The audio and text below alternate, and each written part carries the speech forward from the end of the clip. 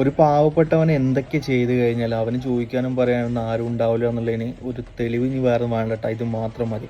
കാരണം ഈ വീഡിയോയിൽ ആ സ്ത്രീയെ ഉപദ്രവിക്കുന്നവരെല്ലാവരും ഫോട്ടോസ് വീഡിയോസ് കറക്റ്റ് കാണുന്നുണ്ട്. എന്നിട്ട് അതിൽ നിന്ന് ആകെ 2 ആളെ മാത്രമാണല്ലോ ഇപ്പോൾ ഇതുവരെ കസ്റ്റഡിയിൽ എടുത്തുള്ളത്. പുറത്തൊന്നുമല്ല കേട്ടോ, നമ്മളെ ഇന്ത്യയിൽ ബീഹാറിൽ നടന്നിട്ടുള്ള നളന്ദ ഗ്രാമത്തിൽ നടന്നിട്ടുള്ള സംഭവം കേട്ടത്. ആ സ്ത്രീ എന്തോ കടയിലേക്ക് വീട്ടിലേക്ക് ആവശ്യമായ സാധനങ്ങൾ മേടിക്കാനും വേണ്ടി തൊട്ടടുത്ത കടയിലേക്ക് പോയിട്ടുള്ളതാണ്.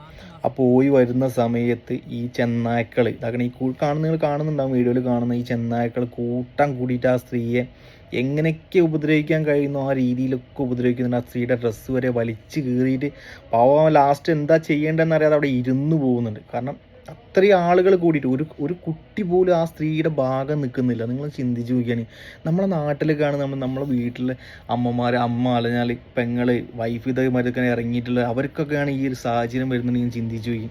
കാരണം ഇതെനിക്ക് തോന്നുന്നത് വെച്ചാൽ സാധാരണ പാവപ്പെട്ട ഇതൊരു ഫാമിലിയിലുള്ള സ്ത്രീയാണ്. കാരണം അവർ ചെയ്ത് കഴിഞ്ഞാൽ ചോദിക്കാനും പറയാനും ആരും ഉണ്ടാവില്ല എന്നുള്ള ധൈര്യത്തിലാണ് ഈ പുല്ലന്മാർ ഈ പണിക്ക് നിൽക്കുന്നത് കേട്ടോ. ഇതിന് ഞാൻ 2 ആളെ മാത്രമല്ല കേട്ടോ, ആ കൂട്ടത്തിലുള്ള എല്ലാവരും പിടിച്ച് വേണ്ടതായ രീതിയിൽ ശിക്ഷ കൊടുത്തിട്ടില്ല എന്നുണ്ടെങ്കിൽ നമ്മളെ നാട്ടിലൊന്നും ഒരു പേടി ഉണ്ടാവില്ലടോ. ഇതുപോലെ തന്നെ ഇപ്പോൾ ഈ കൂട്ടത്തിൽ ചെറിയ ചെറിയ മക്കൾ ചെറിയ ചെറിയ ചെക്കന്മാരുണ്ട് ഇത് കണ്ടു നിൽക്കുന്നത്.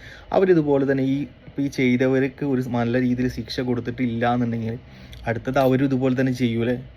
അവരിതുപോലെ ചെയ്യുമ്പോൾ അവർക്ക് ധൈര്യമല്ലേ, അവരെന്ന് വെച്ചാൽ അവർ മറ്റവർ ചെയ്തിട്ട് ഇവർക്കിത് ശിക്ഷയൊന്നും കിട്ടില്ല, ഒന്നും സംഭവിച്ചിട്ടില്ല, അവർ 2 ദിവസം കൊണ്ട് ഇറങ്ങിയില്ല, പിന്നെ എന്താ നമുക്ക് ചെയ്താൽ എന്നുള്ളൊരു ധൈര്യമാവില്ലേ.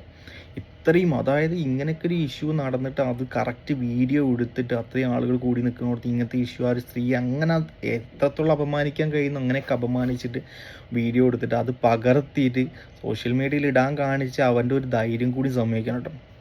നമ്മളെ നിയമത്തെയൊക്കെ പുല്ലുവിലയോട് കൽപ്പിക്കുന്നത്.